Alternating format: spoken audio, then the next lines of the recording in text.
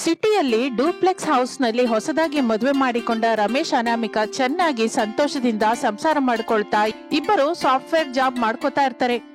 ಒಂದು ದಿನ ಇಬ್ಬರು ಹಾಲ್ ನಲ್ಲೂ ಕುರ್ಚಿಯಲ್ಲಿ ಕೂತ್ಕೊಂಡು ಕಾಫಿ ಕುಡಿಯುತ್ತಾರೆ. ರಾಮ್, ವಿಲೇಜ್ ಅಲ್ಲಿರುವ ಅತ್ತೆಯವರ ಮನೆಗೆ ನಾವು ಯಾವಾಗ ಹೋಗೋಣ?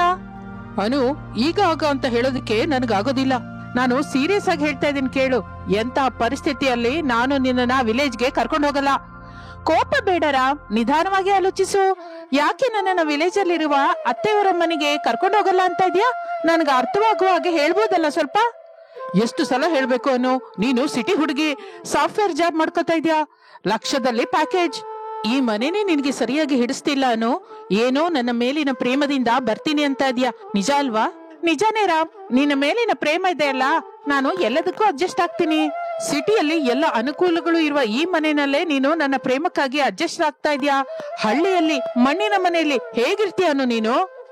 ಇರ್ತೀನಿ ರಾಮ್, ಮಣ್ಣಿನ ಮನೆಯಲ್ಲಾದ್ರೂ ಇರ್ತೀನಿ, ಆದ್ರೂ ಅಲ್ಲಿ ನೀನು ನನ್ ಜೊತೆನೆ ಇರ್ತೀಯಲ್ಲ, ನಿನ್ ಮೇಲೆ ಪ್ರೇಮ ಇರುತ್ತೆ. ಅಯ್ಯೋ ಅನಾಮಿಕಾ, ನಿನ್ಗೆ ಹೇಗೆ ಹೇಳಿದ್ರೆ ಅರ್ಥವಾಗುತ್ತೋ ನನ್ನ ತಲೆಗೆ ಹೊಳಿತಾ ಇಲ್ಲ. ಅಲ್ಲಿ ನೀನು ಇರಲಾರೆ ಅಂತ ನಾನು ಎಷ್ಟು ಹೇಳಿದ್ರು ಕೇಳದೆ ಪದೇ ಪದೇ ಆ ವಿಲೇಜ್ಗೆ ಹೋಗೋಣ ಅಂತ ಯಾಕೆ ಕೇಳ್ತಾ ಇದ್ಯಾ? ಯಾಕೆ ಅಂದ್ರೆ ಆ ವಿಲೇಜ್ ಅಲ್ಲಿ ಆಂಟಿ ಅಂಕಲ್ ಇದ್ದಾರಲ್ಲ, ಅವ್ರನ್ನ ನಾವೇ ನೋಡ್ಕೋಬೇಕಲ್ಲ. ಕೋಪ ಕ್ಷಣನೇ ಇರ್ಬೋದು, ಪ್ರೇಮ ನಿಮಿಷನೇ ಇರ್ಬೋದು. ನಿಮಿಷ ಇರುವ ಪ್ರೇಮ ಕ್ಷಣದಲ್ಲಿರುವ ಕೋಪನ ಸಮಾಧಾನಿಸುತ್ತಲ್ಲ. ಅರ್ಥಪರ್ಥವಿಲ್ಲದ ಮಾತಾಡ್ಬೇಡ ಅನು. ನಾನಂತೂ ಹೋಗ್ತಾ ಇಲ್ಲ, ನೀನು ಹೋಗ್ಬೇಡ. ಅರ್ಥವಿಲ್ಲದೆ ಮಾತಾಡ್ತಾ ಇರೋದು ನೀನು ರಾಮ್, ನಾನಲ್ಲ. ಅಯ್ಯೋ ಅನು, ನಮ್ಮಮ್ಮ ಒಂದು ಹಳ್ಳಿ ಹೆಂಗಸು, ಮಣ್ಣಿನ ಮನೆಯಲ್ಲಿ ಸಂಸಾರ ಮಾಡ್ತಾರೆ. ನಮ್ಮ ಅಪ್ಪ ಒಬ್ಬ ರೈತ, ಎದ್ದಾಗಿನಿಂದ ತಿರುಗಿ ಮಲಗುವವರೆಗೂ ಮಣ್ಣಿನಲ್ಲೇ ಇರ್ತಾರೆ. ಅದಕ್ಕೆ ನಮ್ಮ 5 ಫಿಂಗರ್ ಇನ್ನು ಬಾಯಿಯೊಳಗೆ ಹೋಗ್ತಾ ಇದೆ. ನಮ್ಮಮ್ಮಂಗೆ ಕೋಪ ಹೆಚ್ಚು, ಅದಕ್ಕೆ ನಮ್ಮ ಮದ್ವೆ ಕೂಡ ಬಂದಿಲ್ಲ. ಅತ್ತೆ ಮದ್ವೆಗೆ ಬಾರದೇ ಇರೋದಕ್ಕೆ ಕಾರಣ ನೀನೇ ರಾಮ್. ನೆಂಟ್ರಿಗೆ, ಬಂಧುಗಳಿಗೆ, ಫ್ರೆಂಡ್ಸ್ಗೆ ಫೋನ್ ಮಾಡಿ ಹೇಳಿದಾಗೆ ನಿನ್ನ ಪೇರೆಂಟ್ಸ್ಗೆ ಕೂಡ ಹಾಗೆ ಹೇಳಿದ್ರೆ ಅವ್ರಿಗೆ ಕೋಪ ಬರ್ದೆ ಇನ್ನೇನ್ ಬರ್ತಾರ? ಈಗ ಏನನು ನನ್ ಜೊತೆ ಜಗಳ ಆಡ್ಬೇಕು ಅನ್ಕೋತಾ ಇದೀಯಾ? ಜಗಳ ಅಲ್ಲ ರಾಮ್, ನಮ್ಮ ಜವಾಬ್ದಾರಿನ ನೆನಪಿಸ್ತಾ ಇದ್ದೀನಿ ಅಷ್ಟೇ. ನಮ್ಮಮ್ಮ ನಿಂಗೆ ಹೊಡಿತಾಳೆ ಕೂಡ, ನಾನ್ ಸಹಿಸ್ಕೋತೀನಿ ರಾಮ್. ಅದೆಲ್ಲ ನಾನ್ ನೋಡ್ಕೋತೀನಿ ಅಂತ ಹೇಳ್ತಾ ಇದ್ದೀನಲ್ಲ. ನಮ್ಮಮ್ಮ ನಿನ್ನ ಬೈತಾಳೆ. ಅಯ್ಯೋ ರಾಮ್, ನಾನ್ ಅದನ್ನ ಸಹಿಸ್ತೀನಿ. ನಮ್ಮಮ್ಮಂಗೆ ಆವೇಶ ಹೆಚ್ಚು ಅನ್ನೋ, ನನಗೆ ಸಹನೆ ಬಹಳ ಹೆಚ್ಚು ರಾಮ್. ಎಷ್ಟು ಹೇಳಿದ್ರು ನೀನು ಕೇಳೋ ಹಾಗಿಲ್ಲ. ನಿನ್ ಜೊತೆ ನಮ್ಮಮ್ಮ ಎಲ್ಲ ಕೆಲಸ ಮಾಡಿಸ್ತಾಳೆ ಗೊತ್ತಾ? ಸಂತೋಷವಾಗಿ ಮಾಡ್ತೀನಿ ಅನ್ಕೋತಾ ಇದ್ದೀನಿ. ಹಸುವಿನ ಸಗಣಿ ಕೂಡ ತೆಗಿ ಅಂತ ಹೇಳ್ತಾಳೆ. ಲಿಸನ್ ರಾಮ್, ಅತ್ತೆ ಪ್ರೇಮದಿಂದ ಬೈದ್ರು ಹೊಡೆದ್ರು ನಾನು ಸಹಿಸ್ತೀನಿ, ಎದುರು ಮಾತಾಡಲ್ಲ. ಸಗಣಿ ತೆಗಿ ಅಂತ ಹೇಳಿದ್ರು, ಬಟ್ಟೆ ವಾಶ್ ಮಾಡು ಅಂತ ಹೇಳಿದ್ರು, ಕಡೆಗೆ ಅಡಿಗೆ ಪಾತ್ರೆ ತೊಳಿ ಅಂತ ಹೇಳಿದ್ರು, ಅಷ್ಟೇನಕ್ಕೆ ಬಾತ್ರೂಮ್ ಕ್ಲೀನ್ ಮಾಡು ಅಂತ ಹೇಳಿದ್ರು ನಾನ್ ಮಾಡ್ತೀನಿ ರಾಮ್. ನನ್ನನ್ನ ಮೊದ್ಲು ಅತ್ತೆಯವರ ಹತ್ರ ಕರ್ಕೊಂಡು ಹೋಗು. ನಾನಂತೂ ಯಾವ ಜಗಳೂ ಬಾರದ ಹಾಗೆ ಜವಾಬ್ದಾರಿ ನಂದು. ಯಾಕೇನು ಇಷ್ಟೆಲ್ಲ ನಮ್ಮ ಅಮ್ಮನ ಹತ್ರ ಹೋಗ್ಬೇಕು ಅಂತ ಪಟ್ಟು ಹಿಡಿದು ಕೂತಿದ್ಯಾ? ಅಮ್ಮನ ಪ್ರೇಮಕ್ಕಾಗಿ ರಾಮ್. ನಿಂಗೆ ಗೊತ್ತಲ್ಲ, ನನಗೆ ಅಮ್ಮ ಇಲ್ಲ, ಅಪ್ಪ ಇದ್ದಾನೆ, ಇನ್ನೊಂದು ಮದುವೆ ಮಾಡ್ಕೊಂಡಿದ್ದಾನೆ. ಹಾಗೆ ಬಂದ 2ನೇ ಅಮ್ಮ ನಿನ್ನನ್ನ ಸರಿಯಾಗಿ ನೋಡ್ಕೊಂಡಿಲ್ಲ. ಮೇಲಾಗಿ ನಿನ್ ಮೇಲೆ ನಿಮ್ಮಪ್ಪಂಗೆ ಇಲ್ಲ ಸಲ್ಲದ್ದು ಕಲ್ಪಿಸಿ ನಿನ್ನನ್ನ ಅಪ್ಪನ ಪ್ರೇಮದಿಂದ ದೂರ ಮಾಡಿದಾಳೆ. ಅಷ್ಟೇ ನಾನು ಇದೆಲ್ಲ ನನಗೆ ಎಷ್ಟೋ ಸಲ ಹೇಳಿದ್ಯಾನೋ. ಅಮ್ಮನ ಪ್ರೇಮಕ್ಕಾಗಿ ನಾನೆಷ್ಟೆಲ್ಲ ಪರಿತಪಿಸ್ತಾ ಇದ್ದೇನೋ ನಿನಗೆ ಅರ್ಥವಾದ್ರು ನೀನ್ ಯಾಕೆ ನಿನ್ನ ವಿಲೇಜ್ಗೆ ಕರ್ಕೊಂಡು ಹೋಗ್ತಾ ಇಲ್ಲ ನನಗೆ ಅರ್ಥವಾಗ್ತಾ ಇಲ್ಲ ಎಂದು ಅನಾಮಿಕಾ ರಮೇಶ್ ಜಗಳವಾಡುತ್ತಾ ಇರುವಾಗ ಆ ಮನೆಗೆ ಬಾಗಿಲ ಹತ್ರ ನಿಂತುಕೊಂಡ ಪ್ರಸಾದ್ ಆ ಮಾತು ಕೇಳುತ್ತಾ ತನ್ನ ಸೆಲ್ ಫೋನ್ ಅಲ್ಲಿ ರೆಕಾರ್ಡ್ ಮಾಡ್ತಾ ಇರ್ತಾನೆ. ಸಿಟಿ ಸೊಸೆ ತಪ್ಪು ಇದರಲ್ಲಿ ಏನೂ ಇಲ್ಲ, ತಪ್ಪೆಲ್ಲವೂ ನನ್ನ ಹಳ್ಳಿಯ ಮಗನ ಹತ್ರನೇ ಇದೆ. ಈ ವಿಷಯ ಶಾರದಂಗೆ ತಿಳಿಯದೆ ತನ್ನ ಮಗ ಮುತ್ತು ಅಂತ ಸೊಸೆ ಪ್ರೇಮದ ಹೆಸರಲ್ಲಿ ಮಗನ್ನ ಕಲ್ಲಾಗಿ ಬದಲಾಯಿಸಿದ್ದಾನೆ ಅಂತ ಈ ಸಿಟಿ ಸೊಸೆ ಮೇಲೆ ಎಷ್ಟೊಂದು ಕೋಪ ತಂದ್ಕೊಂಡಿದ್ದಾಳೆ. ನಾನು ಇಲ್ಲಿಗೆ ಬಂದಿದ್ದೆ ಒಳ್ಳೇದಾಯ್ತು, ಮಗನ ಅಸಲು ರೂಪ ತಿಳಿತು. ಮಗ ನನ್ನನ್ನ ಇಲ್ಲಿ ನೋಡೋದಿಕ್ ಮೊದ್ಲು ನಾನು ಇಲ್ಲಿಂದ ಹೊರಟೋಗ್ಬೇಕು ಎಂದು ಅಂದುಕೊಳ್ಳುತ್ತಾನೋ ಇಲ್ಲವೋ ಅವನ ಸೆಲ್ ಫೋನ್ ಮೊಳಗುತ್ತದೆ. ಅಷ್ಟೇ, ಮನೆಯಲ್ಲಿರುವ ರಮೇಶ್ ಅನಾಮಿಕರು ಆಶ್ಚರ್ಯದಿಂದ ನೋಡ್ಕೋತಾರೆ. ಗಬಗಬಾ ಹೊರಗೆ ಬಂದು ನೋಡುತ್ತಾರೆ. ಪ್ರಸಾದ್ ಗಾಬರಿಯಿಂದ ಫೋನ್ ಆಫ್ ಮಾಡಿ ಅಲ್ಲಿಂದ ಗಬಗಬಾ ಹೊರಟು ಹೋಗುತ್ತಾನೆ. ಅನಾಮಿಕಾ ರಮೇಶ್ ಇಬ್ಬರು ಬಾಗಿಲ ಹತ್ರ ಬಂದು ನಿಂತು ನೋಡುತ್ತಾರೆ. ಸುತ್ತಲೂ ನೋಡುತ್ತಾರೆ, ಆದ್ರೆ ಎಲ್ಲಿಯೂ ಅವರಿಗೆ ಕಣ್ಣಿಗೆ ಕಾಣಿಸಲಿಲ್ಲ. ರಮೇಶ್ ಗೇಟ್ ಕಡೆ ನೋಡ್ತಾನೆ. ಗೇಟ್ ತೆಗ್ದಿರುತ್ತೆ. ಅನು, ಗೇಟ್ ತೆಗ್ದಿದೆ ನೋಡಿದ್ಯಾ? ಅಂದ್ರೆ ಯಾರೋ ಮನೆಗ್ ಬಂದಿದ್ದಾರೆ. ನಾವು ಮಾತನಾಡೋದನ್ನ ನೋಡ್ಕೊಂಡು ಬಂದವರು ಫೋನ್ ರಿಂಗ್ ಆದ ಹಾಗಿದೆ. ಗಾಬರಿಯಲ್ಲಿ ಹೊರಟು ಹೋದ ಹಾಗಿದೆ. ಬಂದವರು ಯಾರಾದ್ರೇನು? ನಾವು ನಾಳೆ ಊರಿಗೆ ಹೋಗ್ತಾ ಇದೀವಿ ರಾಮ್, ಅಷ್ಟೇ. ಅದಲ್ಲೋನು, ಇನ್ನು ನೀನು ಏನಾದ್ರೂ ಹೇಳು, ನಾನಂತೂ ಕೇಳೋದಕ್ಕೆ ಸಿದ್ಧವಾಗಿಲ್ಲ ಎಂದು ಅನಾಮಿಕಾ ಅಲ್ಲಿಂದ ಹೊರಟು ಹೋಗುತ್ತಾಳೆ. ರಮೇಶ್ ಗೇಟ್ ಹತ್ರ ಬಂದು ನೋಡಿದ್ದರೆ ಗೇಟ್ ಹತ್ರ ಬಿಟ್ಟ ಪ್ರಸಾದನ ಚಪ್ಪಲಿ ಕಾಣಿಸ್ತಾ ಇತ್ತು. ಆಗ ರಮೇಶನ್ಗೆ ಹಾಗೆ ಬಂದಿದ್ದು ತನ್ನ ತಂದೆ ಪ್ರಸಾದ್ ಅಂತ ತಿಳಿತಾ ಇತ್ತು. ಆದ್ರೆ ರಮೇಶ್ ಬಂದಿಲ್ಲ. ಬಂದವರ್ಯಾರೋ ಅವನಿಗೆ ತಿಳಿದಿಲ್ಲ. ಯಾರು ಬಂದಿರಬಹುದು ಎಂದು ಆಲೋಚಿಸುತ್ತಾ ರಮೇಶ್ ಒಳಗಡೆಗೆ ಹೊರಟು ಹೋಗುತ್ತಾನೆ. ಊರಿನಲ್ಲಿ ತನ್ನ ಮಣ್ಣಿನ ಮನೆ ಹತ್ರ ಶಾರದಾ ಪಕ್ಕದ ಮನೆ ಪಾರ್ವತಿ ಹತ್ರ ತನ್ನ ಸಿಟಿ ಸೊಸೆ ಬಗ್ಗೆ ಕೆಟ್ಟದಾಗಿ ಹೇಳುತ್ತಾ ದುಃಖ ಪಡ್ತಾ ಇರ್ತಾಳೆ. ನನ್ ಮಗ ರಮೇಶು ಯಾವಾಗ್ಲೂ ನನ್ ಮಾತು ಇಲ್ಲ ಅಂತ ಇರ್ಲಿಲ್ಲ ಪಾರ್ವತಿ. ಆ ವಿಷಯ ನಿಂಗೂ ಕೂಡ ಗೊತ್ತಲ್ಲ. ಗೊತ್ತಲ್ವ ಶಾರದಾ, ಚಿಕ್ಕಂದಿನಿಂದ ರಮೇಶನ ನಾನು ನೋಡ್ತಾನೆ ಇದ್ದೀನಲ್ಲ. ರಮೇಶ್ ಬಗ್ಗೆ ನಂಗೆ ತಿಳಿದೇ ಇರೋದೇನೋ, ಮಗ ಬಂಗಾರವಾದ್ರೇನೋ. ಯಾವಾಗ ಸಿಟಿ ಗಾಳಿ ತಾಗ್ತೋ ಆಗ ನಮ್ಮ ರಮೇಶ್ ನಲ್ಲಿ ಬದಲಾವಣೆ ಬಂತು. ಅಯ್ಯೋ ಪಾರ್ವತಿ, ಆ ಸಿಟಿ ಸೊಸೆ ತನ್ನ ಮಾಯದಲ್ಲಿ ಬೀಳ್ಸಿದ್ದಾಳೆ, ಬದಲಾಯಿಸಿದ್ದಾಳೆ. ಹೆತ್ತವರು ನಮ್ಮ ಹತ್ರ ಬಂದು ನಾವು ಪ್ರೇಮಿಸಿದ್ದೀವಿ, ನಮಗೆ ಮದುವೆ ಮಾಡಿ ಅಂತ ಕೇಳಿದ್ರೆ ನಾವು ಮಾಡ್ತಾ ಇರ್ಲಿಲ್ವಾ ಪಾರ್ವತಿ? ಹೌದು ಶಾರದಾ, ಖಚಿತವಾಗಿ ಮಾಡ್ತಾ ಇದ್ರಿ. ನೀವು ಇಲ್ಲ ಅಂತ ಹೇಳುವವರಲ್ಲ. ಪರಕೀಯರಿಗೆ ಹೇಳೋ ಹಾಗೆ ನಮ್ಗೆ ಫೋನ್ ಮಾಡಿ ಹೇಳಿ ಅಂತ ಆ ಸೊಸೆ ಹೇಳಿರ್ಬೋದು. ಅಯ್ಯೋನು ಅದಕ್ಕೆ ಮಾಡಿದ್ದಾನೆ. ಆಗ್ಲೇ ನನಗೆ ಎಷ್ಟೊಂದು ದುಃಖವಾಗಿದೆ ಅಮ್ಮ. ಹೀಗೆ ಫೋನಲ್ಲಿ ಹೇಳ್ಬೇಕಾಗಿ ಬಂತು ಅಂತ ನಾನು ಅಂದ್ಕೊಂಡಿರ್ಲಿಲ್ಲ ಅಮ್ಮ ಅಂತ. ನನ್ ಮಗ ದುಃಖ ಪಡಬೇಡ ಶಾರದಾ, ಏನ್ ಮಾಡ್ಬೇಕು ಹೇಳು? ಕೆಲವು ಪರಿಸ್ಥಿತಿ ನಮ್ಮ ಕೈಯಲ್ಲಿ ಇರೋದಿಲ್ಲಲ್ಲ. ಹಣೆ ಬರಹ ಇಷ್ಟೇ ಅಂತ ಹೊಂದ್ಕೊಂಡು ಹೋಗ್ಬೇಕು. ಒಳಗಡೆ ನನಗೆ ತುಂಬಾ ಕೆಲಸವಿದೆ, ನಾನಿನ್ನು ಬರ್ತೀನಿ ಎಂದು ಪಾರ್ವತಿ ಅಲ್ಲಿಂದ ಹೊರಟು ಹೋಗುತ್ತಾಳೆ. ಶಾರದಾ ದುಃಖದಿಂದ ಮನೆಯೊಳಗೆ ಬಂದು ಮಂಚದಲ್ಲಿ ಕುತ್ಕೋತಾಳೆ. ಆಗ ಶಾರದಾಳಿಗೆ ಮಂಚದಲ್ಲಿರುವ ಸೆಲ್ ಫೋನ್ ಕಾಣಿಸುತ್ತದೆ. ಇವನು ಬೆಳಗ್ಗೆನೆ ಮಾರ್ಕೆಟ್ಗೆ ಹೋಗ್ತೀನಿ ಅಂತ ಹೋಗಿದ್ದಾನೆ. ಇನ್ನು ಆ ಮನುಷ್ಯನ ಅತ ಇಲ್ಲ ಪತ ಇಲ್ಲ. ಎಲ್ಲಿದ್ದಾನೋ ಏನೋ, ನಿಜಕ್ಕೂ ಏನಾದ್ರೂ ತಿಂದನೋ ಇಲ್ವೋ ಎಂದು ಅಂದುಕೊಳ್ಳುತ್ತಾ ಫೋನ್ ಮಾಡುತ್ತಾಳೆ. ಪ್ರಸಾದ್ ಊರಿನೊಳಗೆ ಬಸ್ ಇಳಿಯುತ್ತಾನೆ. ಬಸ್ಸು ಹೋಗುತ್ತಲೇ ತನ್ನ ಮನೆ ಕಡೆಗೆ ಚಕಚಕ ನೀಡುತ್ತಾನೆ.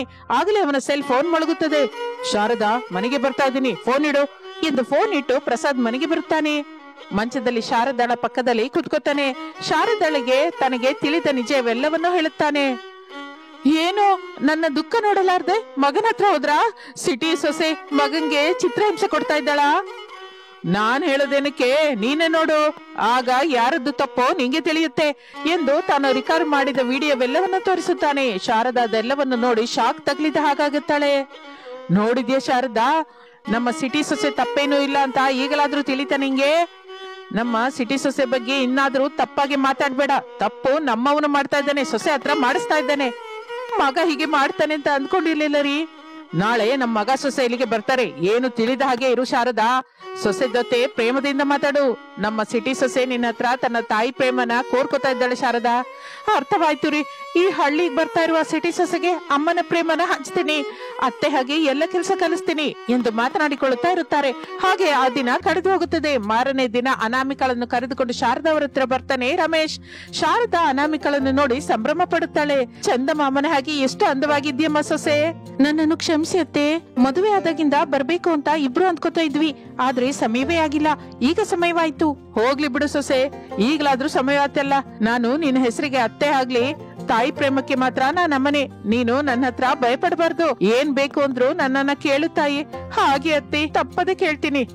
ಏನಯ್ಯ, ನಮ್ ಸಿಟಿ ಸೊಸೆ ಬಂದಿದ್ದಾಳೆ, ಹೋಗಿ ಚಿಕನ್ ತಗೊಂಬಾ.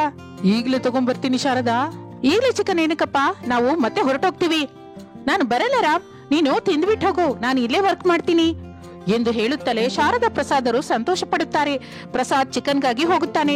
ಶಾರದಾ ಅನಾಮಿಕರು ಪ್ರೇಮದಿಂದ ತಾಯಿ ಮಗಳ ಹಾಗೆ ಮಾತನಾಡಿಕೊಳ್ಳುತ್ತಾ ನಗ್ತಾ ಇರ್ತಾರೆ. ಆದ್ರೆ ಇದೆಲ್ಲ ರಮೇಶನಿಗೆ ಹಿಡಿಸ್ತಾ ಇರ್ಲಿಲ್ಲ. ಇನ್ನು ಆ ದಿನ ರಾತ್ರಿ ಅನಾಮಿಕಳಿಗೆ ಚಿಕನ್ ಜೊತೆ ಅನ್ನ ತಿನ್ನಿಸುತ್ತಾಳೆ ಶಾರದಾ. ಅನಾಮಿಕ ಪ್ರೇಮದಿಂದ ಕಣ್ಣೀರು ಹಾಕುತ್ತಾಳೆ. ಅದು ಶಾರದಳಿಗೆ ಅರ್ಥವಾಗುತ್ತದೆ. ಇನ್ನು ಅನ್ನ ತಿಂದ ಮೇಲೆ ಶಾರದಾ ಅನಾಮಿಕ ಇಬ್ಬರು ಒಂದು ಮಂಚದಲ್ಲಿ ಮಲಗುತ್ತಾರೆ. ಹಾಗೆ ಆ ದಿನ ಕಳೆದು ಹೋಗುತ್ತದೆ. ಇನ್ನು ಮಾರನೇ ದಿನ ರಮೇಶ್ ಎಷ್ಟು ಹೇಳಿದರೂ ಅನಾಮಿಕಾ ಸಿಟಿಗೆ ಮಾತ್ರ ಹೋಗಲಿಲ್ಲ. ಶಾರದಾ ಅವರ ಜೊತೆ ಹಳ್ಳಿಯಲ್ಲೇ ಇರ್ತಾಳೆ. ಶಾರದಾ ಮಾಡುತ್ತಿರುವ ಪ್ರತಿ ಕೆಲಸವನ್ನು ಅನಾಮಿಕಾ ಮಾಡಲಿಕ್ಕೆ ಪ್ರಯತ್ನ ಮಾಡ್ತಾ ಇರ್ತಾಳೆ. ಒಂದು ದಿನ ಶಾರದಾ ಬಟ್ಟೆ ತೆಗೆದುಕೊಂಡು ಕೆರೆ ಹತ್ರಕ್ಕೆ ಹೋಗ್ತಾಳೆ. ಅಲ್ಲಿ ಶಾರದಾ ಬಟ್ಟೆ ವಾಶ್ ಮಾಡ್ತಾ ಇದ್ರೆ ಅನಾಮಿಕಾ ಕೂಡ ವಾಶ್ ಮಾಡೋದಕ್ಕೆ ಶುರು ಮಾಡ್ತಾಳೆ. ಅತ್ತೆ, ಇಲ್ಲಿ ಬಟ್ಟೆನ ಹೀಗೆ ವಾಶ್ ಮಾಡ್ತಾರಾ? ಹೌದಮ್ಮ, ಹಳ್ಳಿಯಲ್ಲಿ ಹೀಗೇನೆ ಕೆರೆ ಹತ್ರ ಬಾವಿ ಹತ್ರ ಒಗೆದುಕೊಂಡು ಮಾಡ್ತಾ ಇರ್ತಾರೆ. ಸ್ನಾನ ಕೂಡ ಇಲ್ಲೇ ಮಾಡ್ಕೋತೀವಿ. ಏನು, ಸ್ನಾನ ಕೂಡ ಇಲ್ಲೇ ಮಾಡ್ತೀರಾ? ಮತ್ತೆ ಯಾರಾದ್ರೂ ನೋಡಿದ್ರೆ? ಇಲ್ಲಮ್ಮ, ಇಲ್ಲಿ ಪ್ರತಿಯೊಬ್ಬರು ಹೆಂಗಸರನ್ನ ಗೌರವಿಸ್ತಾರೆ. ತನ್ನ ತಂಗಿನೋ ಅಕ್ಕನೋ ಅಮ್ಮನೋ ಆಗಿ ಇರ್ತಾರೆ ಅಂತ ಭಾವಿಸಿ ಆ ಕಡೆ ನೋಡಲ್ಲಮ್ಮ. ಈ ಹಳ್ಳಿಯ ಪದ್ಧತಿಯೇ ಹಾಗೆ ಎಂದು ಹೇಳುತ್ತಲೇ ಸಿಟಿ ಅನಾಮಿಕಳಿಗೆ ಹಳ್ಳಿಯ ಮೇಲೆ ಬಹಳಷ್ಟು ಗೌರವ ಹೆಚ್ಚಾಗುತ್ತದೆ. ಅಲ್ಲೇ ಇರುತ್ತಾ ವರ್ಕ್ ಮಾಡಿಕೊಳ್ಳುತ್ತಾ ಶಾರದಾ ತೋರಿಸುವ ಅಮ್ಮನ ಪ್ರೇಮವನ್ನು ಹೊಂದುತ್ತಾ ಸಂತೋಷದಿಂದಿರುತ್ತಾಳೆ ಅನಾಮಿಕಾ. ನಾನ್ ವೆಜ್ ಅಡಿಗೆ ಮಾಡಲು ಬಾರದ ಅನಾಮಿಕಳ ಜೊತೆ ರಮೇಶ್ 10 ವರ್ಷ ಸಂಸಾರ ಮಾಡಿ ಹರೀಶ್ ಭವ್ಯ ಅನ್ನುವ ಮಕ್ಕಳಿಗೆ ತಂದೆಯಾಗಿರುತ್ತಾನೆ. ಈಗ ಆ ಮಕ್ಕಳು ಚಿಕನ್ ಬರ್ಗರ್ ತಿನ್ನುವಷ್ಟು ಎತ್ತರವಾಗಿರ್ತಾರೆ. ಶಾರದಾ ಹೇಳಿದರು ನಾನ್ ವೆಜ್ ಅಡಿಗೆಯನ್ನು ಅನಾಮಿಕಾ ಮಾಡಲಾರ್ದೆ ಹೋಗ್ತಾಳೆ. ರಮೇಶ್ ಹೇಳಿದರು ಕಲ್ತ್ಕೊಳ್ಳೋಕೆ ಆಗೋದಿಲ್ಲ. ಕಡೆಗೆ ಯೂಟ್ಯೂಬ್ ಅಲ್ಲಿ ಕೂಡ ನೋಡ್ಕೊಳ್ತಾ ಮಾಡಲಾರ್ದೆ ಹೋಗ್ತಾಳೆ ಅನಾಮಿಕಾ. ಹೀಗಾದ್ರೆ ಹೇಗೆ? ಮದುವೆಯಾಗಿ 10 ವರ್ಷ ದಾಟಿದೆ, ಇನ್ನು ಚಿಕನು ಮಟನು ಮೀನು ಅಡಿಗೆ ಮಾಡಲು ಬಾರದೆ ಹೋದ್ರೆ ಹೇಗೆ? ನಾನು ಆಗ್ಲೇ ಹೇಳಿದ್ದೆ ಅಲ್ಲ ಅತ್ತೆ, ಈ ನಾನ್ ವೆಜ್ ಅಡಿಗೆ ಎಲ್ಲ ಕಲ್ತ್ಕೊಳ್ಳೋದು ಮಾಡೋದು ನನ್ನಿಂದ ಆಗಲ್ಲ ಅಂತ. ಆದ್ರೂ ಯಾಕೆ ಪದೇ ಪದೇ ಕಲ್ತ್ಕೋ ಅಂತ ನನ್ನ ಪ್ರಾಣ ತಿಂತಾ ಇದ್ದೀರಾ? ನಿನ್ನ ಹೊಟ್ಟೆಲಿ ಹುಟ್ಟಿದ ಮಕ್ಕಳು ನಿನ್ ಹಾಗೆ ವೆಜ್ ಅಡಿಗೆ ತಿಂತಾ ಇಲ್ಲ, ನಾನ್ ವೆಜ್ ಅಡಿಗೆ ತಿಂತಾ ಇದ್ದಾರೆ. ಇನ್ನು ನಿನಗೆ ಮಾಡಲು ಬಾರದೇ ಇದ್ರೆ ಹೇಗೆ ಅನಾಮಿಕಾ? ನಂಗೆ ಮಾಡಕ್ ಬರ್ದೇ ಇದ್ರೆ ಏನತ್ತೆ? ನೀವು ಮಾವಯ್ಯ ಅವರು ಇದ್ದೀರಲ್ಲ, ಯಾರಿಗೆ ಆದ್ರೆ ಅವರು ಮಾಡಿ ಕೊಡ್ತಾ ಇಷ್ಟು ಕಾಲ ಬಂದಿದ್ದೀರಲ್ಲ, ಇನ್ನು ಮೇಲಿಂದ ಕೂಡ ಹಾಗೆ ಮಾಡ್ತಾ ಇರಿ. ಆಗ ನನಗೆ ಈ ನಾನ್ ವೆಜ್ ಬಾಧೆ ಇರಲ್ವಲ್ಲ. ಅಜ್ಜಿ, ತಾತಯ್ಯ, ತಂದೆ ಎಷ್ಟು ಮಾಡಿದ್ರು ಮಕ್ಕಳಿಗೆ ತಾಯಿ ಕೈ ಅಡಿಗೆ ತಿನ್ಬೇಕು ಅಂತ ಆಸೆ ಒಂದಿರುತ್ತೆ ಸೊಸೆ. ಎಷ್ಟು ಆಸೆ ಬಂದ್ರು ಈಗ ನಾನು ಅಡಿಗೆನ ಕಲೀಲಾರೆ ಅತ್ತೆ, ಮಕ್ಕಳಿಗಾಗಿ ಏನೂ ಮಾಡಲಾರೆ. ಹಾಗಂದ್ರೆ ಮಕ್ಕಳು ಬೇಸರ ಮಾಡ್ಕೋತಾರೆ ಕಣೆ, ನನ್ನ ಮಾತು ಕೇಳೆ. ಸರಿ ಬಿಡಿಯತ್ತೆ ಎಂದು ಹೇಳಿ ಸುಮ್ಮನಿರುತ್ತಾಳೆ. ಆದರೆ ಕಲ್ತ್ಕೊಳ್ಳುವ ಪ್ರಯತ್ನ ಮಾತ್ರ ಮಾಡೋದಿಲ್ಲ. ಹೀಗೆ ದಿನಗಳು ಕಳೆಯುತ್ತಾ ಇರುತ್ತದೆ. ಅನಾಮಿಕಾ ಮನೆ ಕೆಲಸ ಅಡುಗೆ ಕೆಲಸ ಮಾಡಿಕೊಳ್ಳುತ್ತಾ ನಾನ್ ವೆಜ್ ಎನ್ನುತ್ತಲೇ ಹೊರಗೆ ಬಂದು ಕುತ್ಕೋತಾಳೆ. ಒಂದು ದಿನ ಕತ್ತಲಾಗುತ್ತಾ ಇರುವ ಆಫೀಸಿಂದ ರಮೇಶ್ ಮನೆಗೆ ಹೊರಟು ದಾರಿಯಲ್ಲಿ ಒಂದು ಚಿಕನ್ ಶಾಪ್ ಹತ್ರ ನಿಲ್ಲುತ್ತಾನೆ. ದುಡ್ಡು ಕೊಟ್ಟು 1 ಕೆಜಿ ಚಿಕನ್ ತೆಗೆದುಕೊಳ್ಳುತ್ತಾನೆ. ತಿರುಗಿ ಬೈಕ್ ಮೇಲೆ ತನ್ನ ಮನೆ ಕಡೆಗೆ ಹೋಗ್ತಾ ಇರ್ತಾನೆ. ಕಿಚನ್ ನೊಳಗಿರುವ ಅನಾಮಿಕಾ ಗಾಬರಿಯಾಗಿರ್ತಾಳೆ.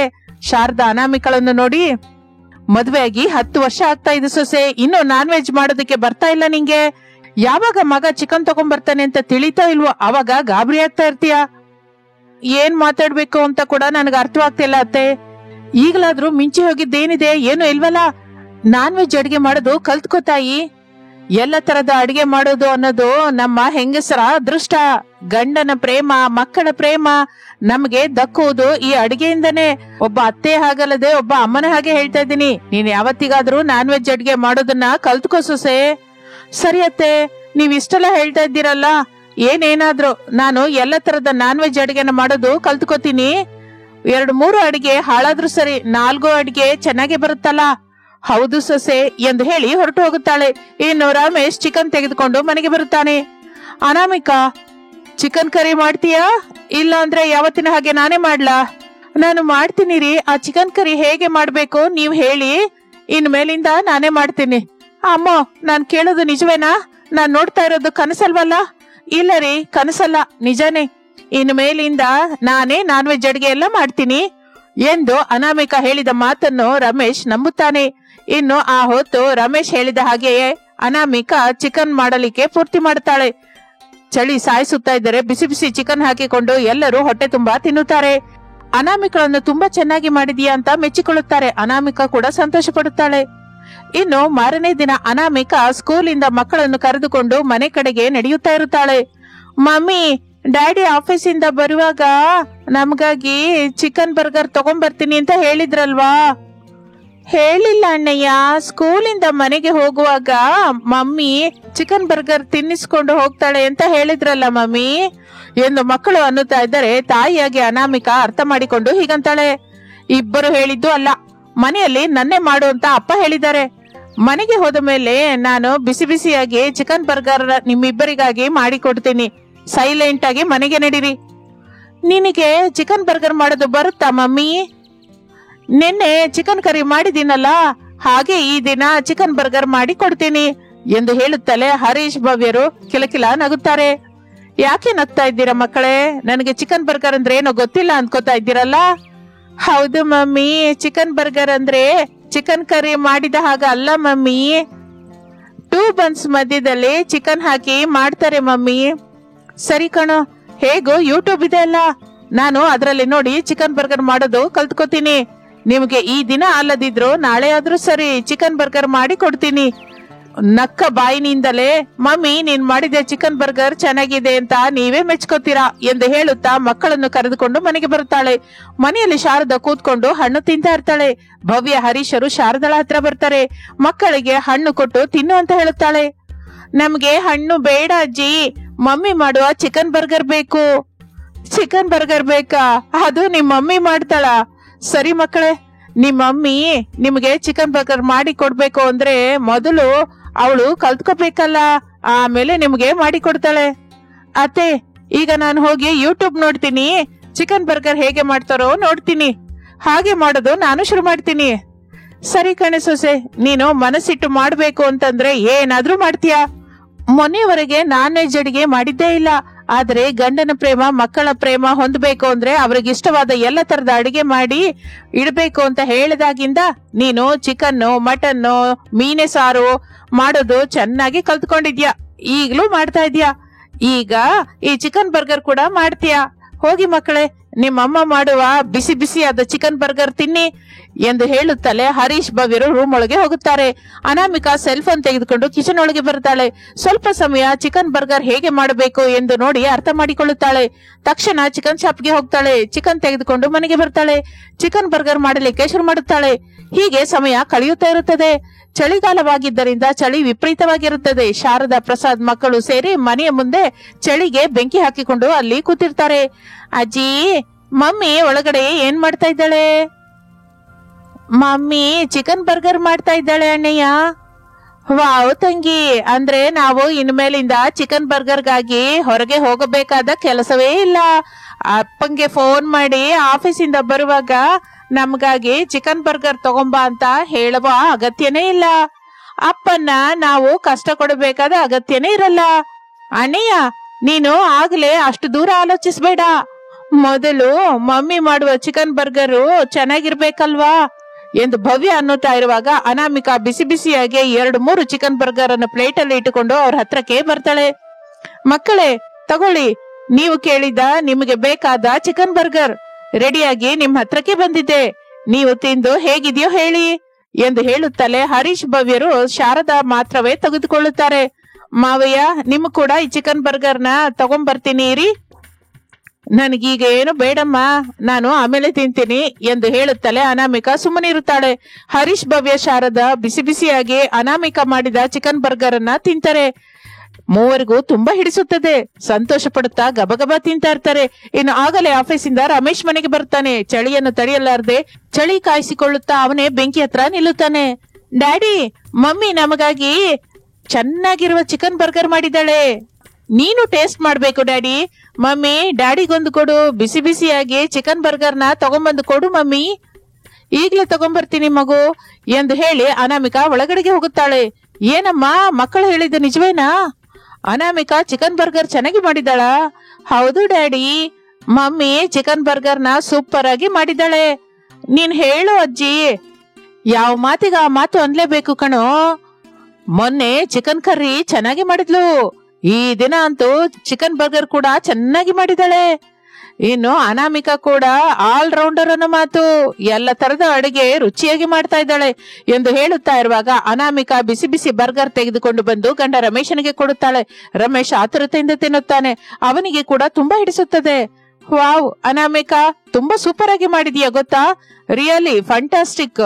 ನಾನು ಹೊರಗಿನಿಂದ ಕೊಂಡ್ಕೊ ಬರ್ಬೇಕಾದ ಕೆಲಸವೇ ಇಲ್ಲ. Small size chicken burger single 100 ರೂಪಾಯಿ ಇದೆ ಹೊರಗಡೆ ಶಾಪಲ್ಲಿ. ಅದೇ ನಮ್ಮ ಹತ್ರ ಮಾಡ್ಕೊಂಡ್ರೆ ಬಹಳ ಸೇವ್ ಆಗುತ್ತೆ. ಅಂದ್ರೆ ಇನ್ನು ಮೇಲಿಂದ ನಮ್ಮ ಮಕ್ಕಳಿಗೆ ಯಾವಾಗ ಚಿಕನ್ ಬರ್ಗರ್ ತಿನ್ಬೇಕು ಅಂತ ಅನ್ಕೊಂಡ್ರು, ಯಾವಾಗ ಬೇಕಂದ್ರು ಆಗ ನಾನು ಮನೇಲೆ ರೆಡಿ ಮಾಡ್ತೀನಿ ರೀ. ಸರಿ ಅನಾಮಿಕಾ, ಎಲ್ಲದ್ರ ಮೇಲೆ ಸಾಧಿಸಿದ್ಯಾ. ಚಳಿಗಾಲದಲ್ಲಿ ಬಿಸಿ ಬಿಸಿ ಚಿಕನ್ ಬರ್ಗರ್ ತಿನ್ನಿಸಿ ನನ್ನಿಂದ ಚಳಿನ ದೂರ ಮಾಡಿದೆ. ಹೌದು ಸೊಸೆ, ನೀನು ಬಿಸಿ ಬಿಸಿಯಾಗಿ ಮಾಡಿದ ಚಿಕನ್ ಬರ್ಗರ್ ತಿಂದ ಮೇಲೆ ಇನ್ನು ಚಳಿ ಎಲ್ಲಿಂದನೋ ಬರ್ತಾ ಇಲ್ಲ ಸೊಸೆ. ಅತ್ತೆ, ಏನು ಅಂದ್ರೆ ನೀವ್ ಹೀಗೆ ಅಂತ ಇದ್ರೆ ನನಗ್ ಕೂಡ ದುಡ್ಡು ಸಂಪಾದಿಸುವ ಆಲೋಚನೆ ಬರ್ತಾ ಇದ್ದೀರಿ. ಅದೇನೋ ಹೇಳು ಅಂತೀರಾ? ಏನಿದೆ, ಈ ಚಳಿಗಾಲದಲ್ಲಿ ಬಿಸಿ ಬಿಸಿ ಚಿಕನ್ ಬರ್ಗರ್ ಮಾರೋಣ ಅಂತ ಅಲ್ವಾ? ಹೌದು ರೀ. ಅಷ್ಟು ಚೆನ್ನಾಗಿ ನೀವು ಹೇಗೆ ಹೇಳಬಲ್ಲರಿ? ನೀನೇನೋ, ನಿನ್ನ ಮನಸ್ಸೇನೋ ನನಗೆ ಪೂರ್ತಿಯಾಗಿ ಗೊತ್ತು ಅನಾಮಿಕಾ. ನಿನಗೆ ಬಂದ ಆಲೋಚನೆ ಚೆನ್ನಾಗಿದೆ. ಇನ್ನು ತಡ ಮಾಡದೆ ದಿನವೂ ಹೀಗೆ ಚಳಿಗಾಲದಲ್ಲಿ ಬಿಸಿ ಬಿಸಿ ಚಿಕನ್ ಬರ್ಗರ್ನ ರೆಡಿ ಮಾಡಿ ಮಾರ್ತಾ ಇರು. ನನ್ನ ಸ್ಯಾಲರಿಗೆ ನಿನ್ನ ಸಂಪಾದನೆ ಕೂಡ ಜೊತೆ ಆದ್ರೆ ಇನ್ನೂ ಚೆನ್ನಾಗಿರುತ್ತಲ್ಲ. ಹಾಗೆ ರೀ, ನಾಳೆ ಒಳ್ಳೆ ಮುಹೂರ್ತವಿದೆ. ನಾಳೆ ಒಳ್ಳೆ ಜಾಗ ನೋಡ್ಕೊಂಡು ಸಾಯಂಕಾಲದ ಹೊತ್ತು ಚಳಿ ಶುರುವಾಗುತ್ತಾ ಇರುತ್ತಲ್ಲ, ಇನ್ನು ನಾನು ಬಿಸಿ ಬಿಸಿಯಾಗಿ ಚಿಕನ್ ಬರ್ಗರ್ ರೆಡಿ ಮಾಡಿ ಒಳ್ಳೆ ಜಾಗದಲ್ಲಿ ಮಾರಲಿಕ್ಕೆ ಶುರು ಮಾಡ್ತೀನಿ ರೀ ಎಂದು ಹೇಳಿ ಅನಾಮಿಕಾ ಅಲ್ಲಿಂದ ಹೊರಟು ಹೋಗುತ್ತಾಳೆ. ಹಾಗೆ ಅನಾಮಿಕಳಲ್ಲಿ ಬಂದ ಈ ಬದಲಾವಣೆಗಾಗಿ ಎಲ್ಲರೂ ಮೆಚ್ಚಿಕೊಳ್ಳುತ್ತಾರೆ. ಹಾಗೆ ಅನಾಮಿಕ ಚಳಿಗಾಲದಲ್ಲಿ ಬಿಸಿ ಬಿಸಿ ಚಿಕನ್ ಬರ್ಗರ್ ಅನ್ನ ರೆಡಿ ಮಾಡಿ ಮಾರ್ತಾ ಇರ್ತಾಳೆ. ಬಂದ ದುಡ್ಡನ್ನು ತೆಗೆದುಕೊಂಡು ಬಂದು ರಮೇಶನ್ಗೆ ಕೊಡ್ತಾ ಇದ್ಲು. ರಮೇಶ್ ಆ ದುಡ್ಡನ್ನು ನೋಡಿ ಬಹಳ ಸಂತೋಷ ಪಡುತ್ತಾ ಇದ್ದ. ಹಾಗೆ ಅನಾಮಿಕಳ ಜೀವನ ಸಂತೋಷದಿಂದ ಮುಂದಕ್ಕೆ ಸಾಗುತ್ತಾ ಇರುತ್ತೆ.